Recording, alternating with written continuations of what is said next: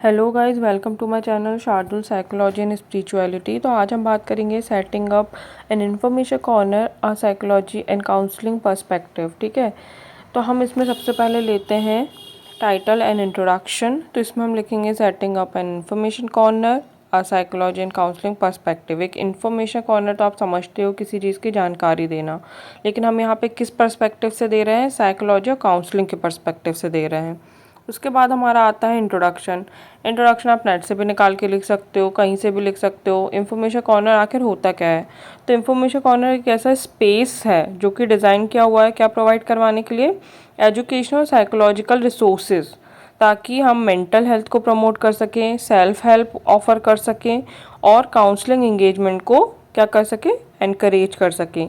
Even school, college, therapy centre, community clinic, information corner बहुत ही important role play करता है सभी जगह एक अवेयरनेस फैलाने के लिए।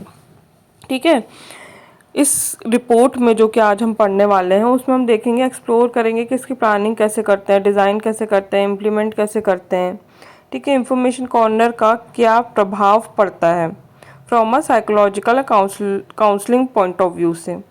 जो इसका मेन एम रहता है वो रहता है मेंटल हेल्थ एजुकेशन को एक्सेसिबल बनाना, क्योंकि कुछ लोग रहते हैं जो उस बात को नहीं जानते, तो लोगों में एक अवेयरनेस फैलाना है। ठीक है, एनकरेज करना ताकि लोग खुद की मदद खुद कर सकें, लोग इमोशनली और मेंटली वेलबींग अपना समझ सकें और खुद के प्रति जागरूक हो सके, खुद की हेल्प कर सकें। अब इसका ऑब्जेक्टिव क्या क्या होता है? इंफॉर्मेशन कॉर्नर का उद्देश्य क्या क्या होता है? इंफॉर्मेशन कॉर्नर मतलब केवल ऐसा नहीं है कि हमने रख दिया आप देख लो चल जाओ। ये एक प्रैक्टिकल चीज़ है, ये एक टूल की तरह काम करता है जो कि साइकोलॉजिकल इन्फॉर्मेशन देता है, एक अर्ली इंटरवेंशन देता है कि लोगों को पता चल सके अगर उनको किसी बात की प्रॉब्लम है तो लोगों को पता चल सके कि उनको क्या प्रॉब्लम है। अर्ली इंटरवेंशन मतलब अगर कोई इंसान डिप्रेशन, एंजाइटी जैसी चीज़ उससे गुजर रहा है तो इन्फॉर्मेशन कॉर्नर के जरिए वो पहले ही पता लगा सकता है, वहाँ पे ऐसी चीज़ें उपलब्ध रहती हैं। इसमें जो मेन चीज़ें आती हैं वो है educating students, staff, client about the common psychological issue. ठीक है, जैसे एंगर इश्यूज हो गए, एनजाइटी, डिप्रेशन, ये सब कॉमन साइकोलॉजिकल इशू है। फिर आता है increasing accessibility to self help और रेफरल रिसोर्सेज। ठीक है, ताकि इंसान खुद की मदद खुद कर सके, इसलिए उसको एक्सेसिबल कराना यानी उपलब्ध कराना चीज़ों को। उसके बाद आता है destigmatization mental health through awareness और normalization, encouraging self reflection and preventive behaviour और promote the use of counselling service for personal growth and problem solving. ठीक है, काउंसलिंग सर्विस बहुत ही ज़्यादा यूज़फुल होती है जब हम पर्सनल ग्रोथ की बात करते हैं और अगर आप किसी प्रॉब्लम में फंसे हो तो उस प्रॉब्लम की सोल्यूशन निकालने की बात करते हैं। When set up effectively, the information corner become a silent counselor, always present, non-judgmental, helpful। ये सबसे इम्पॉर्टेंट बात है। ठीक है, जो इन्फॉर्मेशन कॉर्नर होता है वो एक साइलेंट काउंसलर की तरह बिहेव करता है। Importance in psychology and counselling, क्या है इसका इम्पॉर्टेंस? तो फ्रॉम साइकोलॉजी और काउंसलिंग पर्सपेक्टिव से इंफॉर्मेशन कॉर्नर जो है वो बहुत ही डेवलपमेंटल, इमोशनल, कॉग्निटिव नीड को एड्रेस करता है। ये सपोर्ट प्रोवाइड करता है किसके थ्रू? पहला तो प्रिवेंटिव इंटरवेंशन। ठीक है, individual can identify the symptoms and take early action. जैसे अभी हमने बात की कि जो इन्फॉर्मेशन कॉर्नर पे जाएगा उसके पास में जानकारी उपलब्ध होगी तो वो ये पता लगा सकता है कि उसको किसी चीज़ की प्रॉब्लम तो नहीं है, एंजाइटी इशू तो नहीं है, डिप्रेशन तो नहीं है, तो उसको पहले ही पता चल जाएगा तो अपना एक्शन ले सकता है। फिर आता है support during the crisis.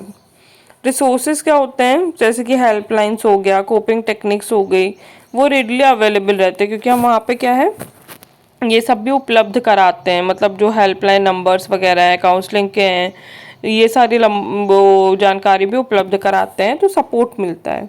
Psycho education क्या होता है? अंडरस्टैंडिंग टर्म्स लाइक, जैसे कि कई लोगों को नहीं पता रहता साइकोलॉजी क्या है। मैंने कई लोगों को देखा उनको सब्जेक्ट ही नहीं पता कि साइकोलॉजी सब्जेक्ट क्या है, तो इनको इस बारे में जानकारी मिलती है कि स्ट्रेस, एंजाइटी है ना, सेल्फ अवेयरनेस के बारे में, कि खुद खुद ही जागरूक होते हैं वो कि क्या है ये सारी चीज़ें। एम्पावरमेंट का क्या मतलब होता है? Encouraging self help seeking and normalising therapy through the testimonial और FAQs, है ना। वो क्वेश्चंस पूछ सकते हैं, वो उससे क्या होता है, वो एनकरेज होते हैं हेल्प को ढूंढने के लिए। अगर उनको किसी चीज़ की जानकारी उनको मिला कि ठीक है मुझे डिप्रेशन के सिम्टम्स दिखाई दे रहे हैं, अब उनको ये पता लगाना है कि अब आगे क्या करें, तो वहाँ पे क्या रहता है, वो FAQ में पूछ सकते हैं, फ्रिक्वेंटली आस्क्ड क्वेश्चन में जाके देख सकते हैं, कुछ हेल्प ले सकते हैं। फिर रहता है accessibility. Not everyone feels ready to speak to the counsellor, है ना। तो हर कोई मतलब काउंसलर से बात नहीं करना चाहता, साइकोलॉजिस्ट से बात नहीं करना चाहता, तो इन्फॉर्मेशन कॉर्नर उनको एक जगह प्रोवाइड करता है जहाँ पे वो खुद ही पढ़ सकें, खुद ही जान सकें बिना काउंसलर के। अभी हमने क्या बात की कि एक साइलेंट काउंसलर की तरह ही काम करता है ये। आपको जहाँ बात करने की ज़रूरत नहीं है, जहाँ आपको समझने पढ़ने की ज़रूरत है। तो इस तरीके से क्या होता है, इस तरीके से इंफॉर्मेशन कॉर्नर एक नॉर्मल पीपल की हेल्प करता है। अभी अगर हम देखेंगे कि प्लानिंग और इंफॉर्मेशन कॉर्नर की प्लानिंग किस तरीके से की जाती है। सबसे पहले identify the audience need.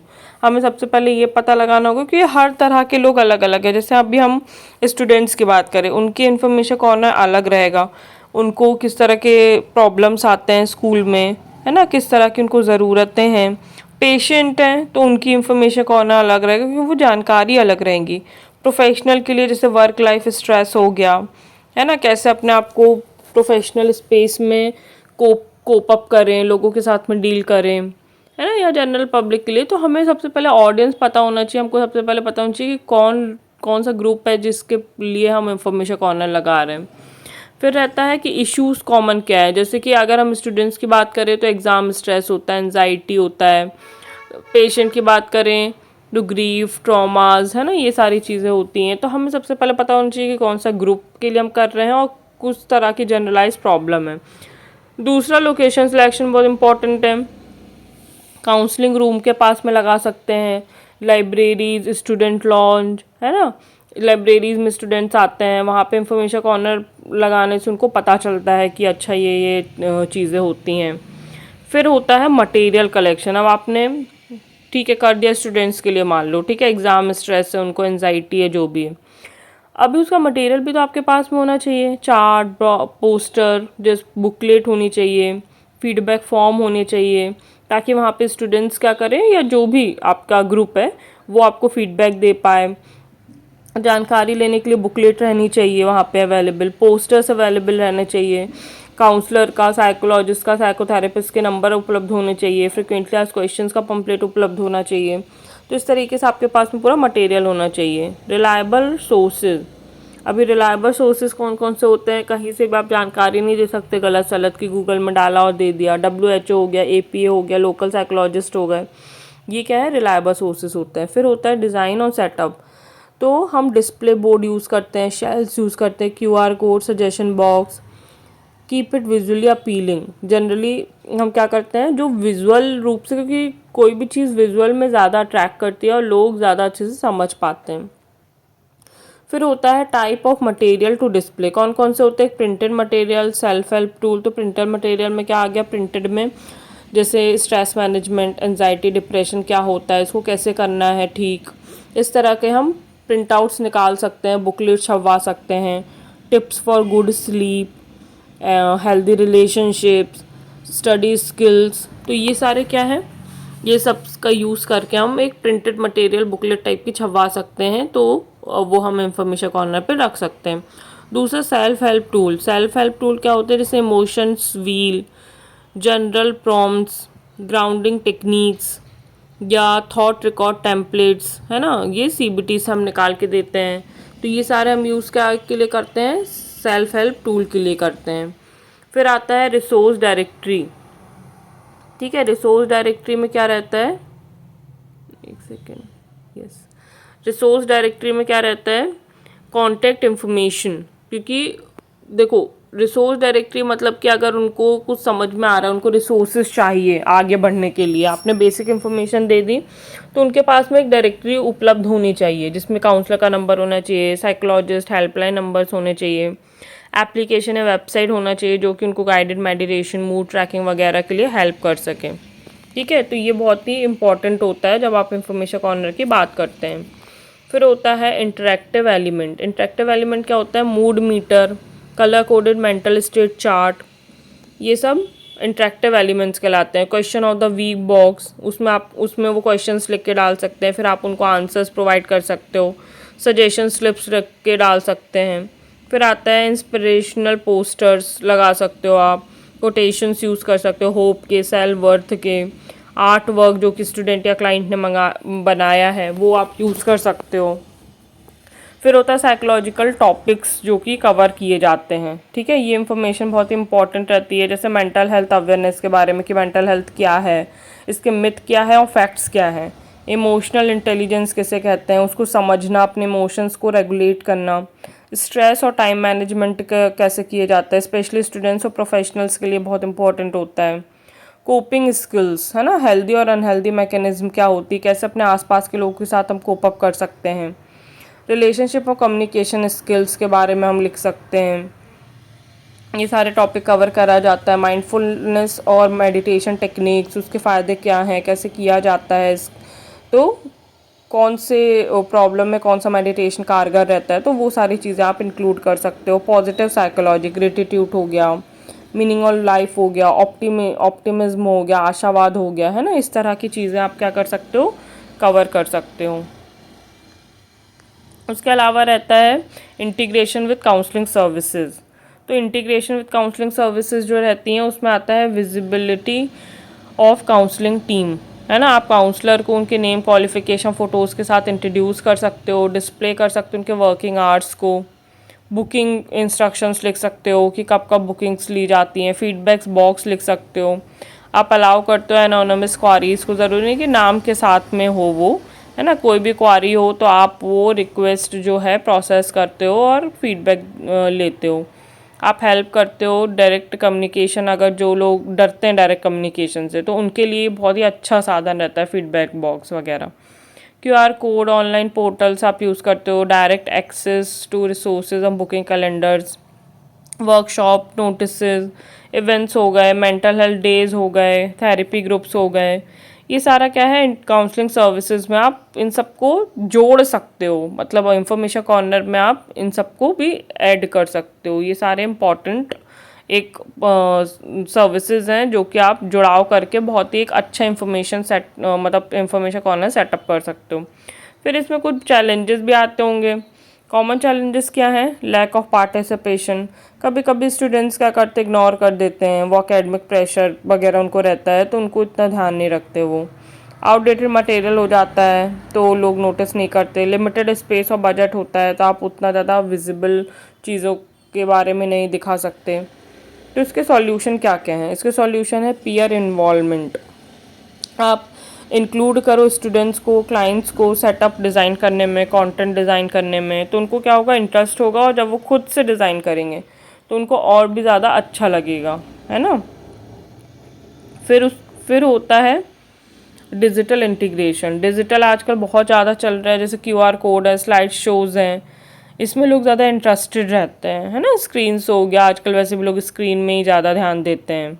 Regular update, ऐसा नहीं है कि एक बार आपने सेटिंग कर दी वो इन्फॉर्मेशन कॉर्नर की और भूल गए, आपको अपडेट करना पड़ेगा उसको। जैसे मैं एंजाइटी अवेयरनेस मंथ आ रहा है, स्ट्रेस डे, या कुछ भी साइकोलॉजिकल कुछ डेज पढ़ रहे हैं, सेलिब्रेशन, नेशनल, इंटरनेशनल, तो आप उसको मेंशन करो, उसके बारे में डिटेल्स लिखो, ठीक है। तो आपको रेगुलर अपडेट देना ज़रूरी है। कोलैबोरेट करो, आप साइकोलॉजिकल डिपार्टमेंट, एनजीओज़ के साथ में कोलैबोरेशन कर सकते हो।